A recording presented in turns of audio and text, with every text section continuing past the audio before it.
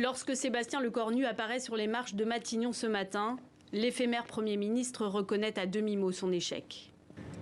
Il suffirait de peu pour que ça fonctionne. J'avais dit ici même, on va y arriver, et je veux le redire, dans le secret des échanges que j'ai pu avoir, il suffirait de peu pour que l'on puisse y arriver. Je vous remercie.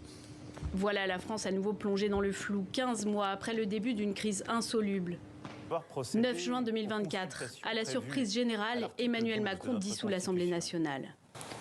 J'ai décidé de vous redonner le choix de notre avenir parlementaire par le vote. Pari risqué, les législatives plongent le pays dans une impasse politique inédite. Aucune majorité claire, des blocs irréconciliables. Chaque vote à l'Assemblée vire au bras de fer, voire au pugilat. Le pays découvre une 5e République affaiblie.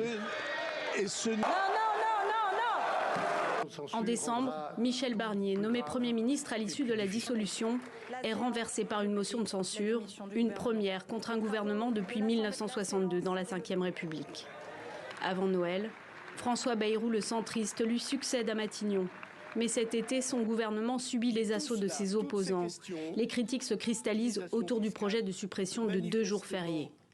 Ce que dit le moment que nous vivons, c'est qu'il y a un chemin, et c'est le seul pour la France, celui de la vérité partagée et du courage qu'on choisit ensemble. Je vous remercie.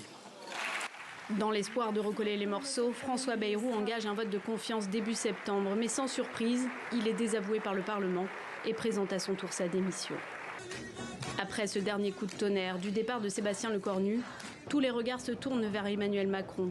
Les appels à la dissolution se multiplient et pour certains, la seule issue à cette crise reste la démission du chef de l'État.